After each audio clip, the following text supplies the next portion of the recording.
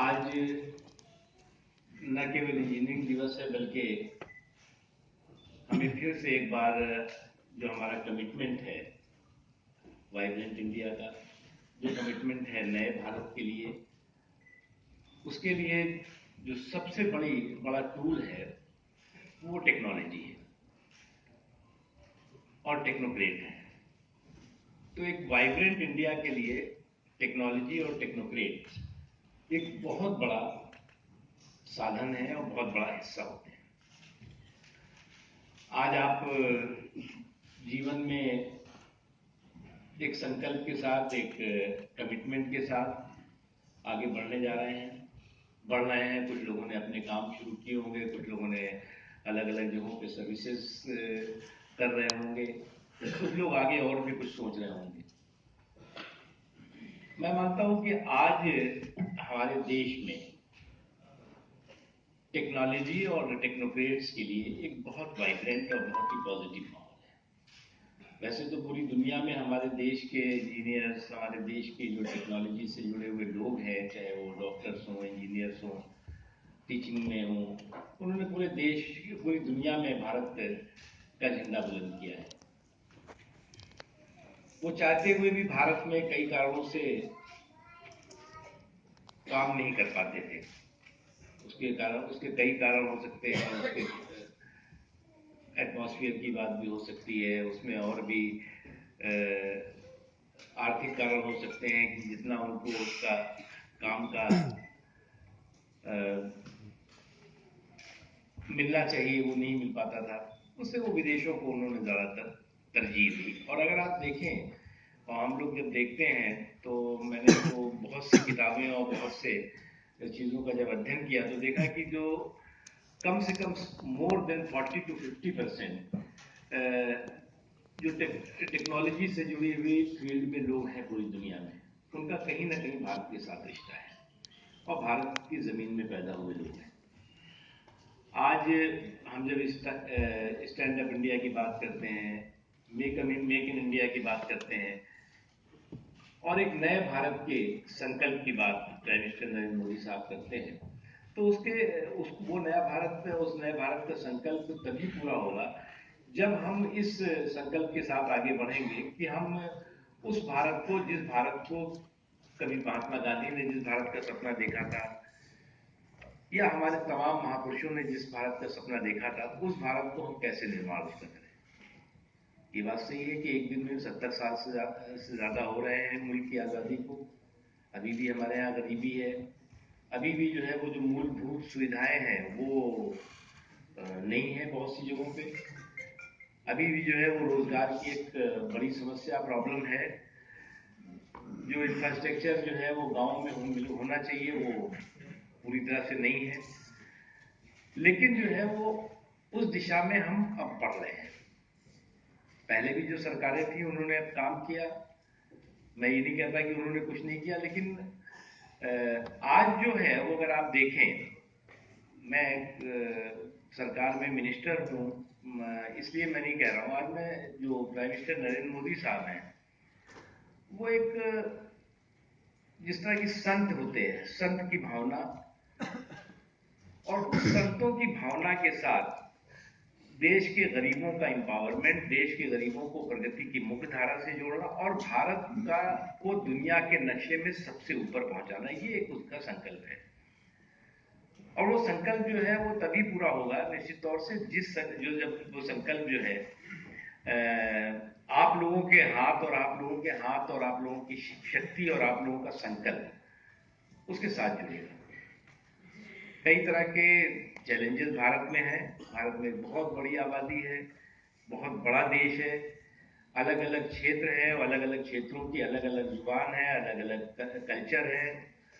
लेकिन उसके साथ भी हमें जो सबसे ज़्यादा हमारे लिए गर्व का विषय है वो यूनिटी इन डाइवर्सिटी। हमें अनेकता में एकता का जो एक हमारा संस्कार है, हमारी संस्कृति है, हमारा जो कल्चर है, हमारा जो कमिटमेंट है, वो सबसे बड़ी ताकत हमारे देश की है। साउथ में चले जाएंगे तो अलग भाषा है, अलग वहाँ की संस्कृति है, अलग खान पीन है, खाना पीना है। आप नॉर्थ ईस्टर्न स्टेट्स में चले जाएंगे, वहाँ बिल्कुल अलग आपको लगेगा कि आप अलग जगह पर देश में हैं। आप जो यूपी और बिहार जैसी जगहों पे जाएंगे, अलग अलग अलग क्षेत्रों में जाएंगे तो अलग अलग अलग जगहों पे अलग अलग आपको कल्चर मिलेगा। लेकिन जो इंडिया और भारत के संस्कार हैं वो सब जगह आपको एक जैसे दिखाई पड़ेंगे। वो ठीक है, भाषा में अलग हो सकती है, रहन सहन अलग हो सकता है, तो उसे हम जोड़ करके कैसे हम नए भारत के संकल्प को आगे बढ़ाएं। अभी कल ही जो है वो बुलेट ट्रेन की शुरुआत हुई। बहुत से उसके सवाल मैं मीडिया में भी देख रहा था कि कैसे बनेगी, क्यों, कैसे होगी, इतनी जल्दी कैसे जो है वो 2022 तक शुरू हो जाने की बात है, कैसे पॉसिबल है। ये टेक्नोलॉजी का कमाल है कि वो कैसे होगी। और उस कमिटमेंट को जापान के जो टेक्नोक्रेट्स हैं, और जापान में जो टेक्नोक्रेट्स हैं या जो टेक्नोलॉजी से जुड़े हुए लोग हैं, वो इंडियन बहुत से हैं। उन्होंने अगर ये संकल्प लिया कि साहब हम इसको जो है वो किस तरह से हम इसको 3 सालों में हम तैयार कर देंगे और जो है वो शुरू हो जाएगी, तो ये अपने आप में बहुत बड़ा बड़ा हम मानते हैं कि एक उपलब्धि है देश के लिए। आज जो है वो आप लोग सिविल इंजीनियरिंग से जुड़े हुए हैं, आज जो है वो जिस तरह से सड़कें तेजी के साथ बन रही हैं, जब अटल बिहारी वाजपेयी साहब थे तो उस वक्त जो है वो सड़कों का एक जाल पूरे देश में बिछे। क्योंकि ये कहा जाता है कि कोई भी मुल्क जो है वो मजबूत और तरक्की से जुड़ा हुआ तभी माना जाता है जब उस मुल्क की, वो मुल्कों की सड़कें जो हैं वो पूरे सड़कों का जाल जो है वो बिछा हो। तो गांव गांव में आज जो है वो अगर आप देखें पिछले 10 सालों में, 10-12 सालों में, 15 सालों में सड़कों का जाल बहुत मजबूती के साथ बिछा। चाहे किसी देश के किसी भी हिस्से में चले जाएंगे, आपको लगेगा कि जो नेशनल हाईवेज हैं, जो हाईवेज हैं, उस पर जो है वो ये काम बहुत हुआ है।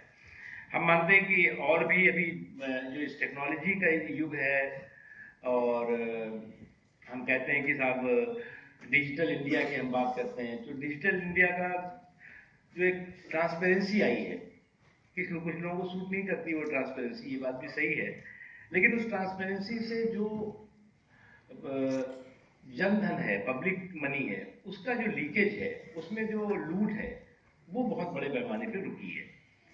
और जिसका नतीजा ये हुआ है कि आज जो है वो अगर आप किसी भी, अब मान छोटी सी चीज है स्कॉलरशिप, अब हमारी मिनिस्ट्री भी स्कॉलरशिप देती है, लाखों बच्चियों को स्कॉलरशिप मिलती है।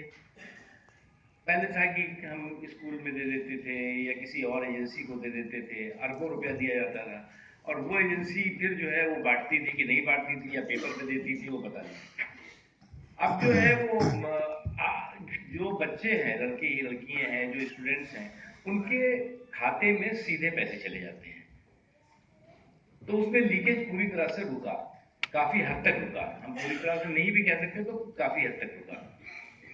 उसके अलावा ई टेंडरिंग का, अब आप लोग अभी इस फील्ड में आगे बढ़ेंगे तो देखेंगे आप, ई टेंडरिंग जो पहले नहीं होती थी, पहले तो बहुत उसमें होता था। ई टेंडरिंग में भी कुछ भाई लोगों ने थोड़ा बहुत कुछ रास्ता निकाला होगा, मुझे नहीं मालूम, लेकिन फिर भी जो है वो 90% जो है वो लीकेज उससे रुका है। और आगे भी जो है वो तमाम ये टेक्नोलॉजी जो है वो जो आना पाई है पब्लिक का, उसका जो है वो ईमानदारी के साथ उसका खर्च हो और देश के विकास में वो लगे। ये एक बहुत बड़ा हम मानते हैं कि इसका असर पड़ेगा। और आप लोग जो अभी देश के तरक्की और देश के निर्माण में एक बहुत बड़ी भूमिका निभाने वाले हैं, उसमें आप बहुत बड़ा योगदान कर सकते हैं।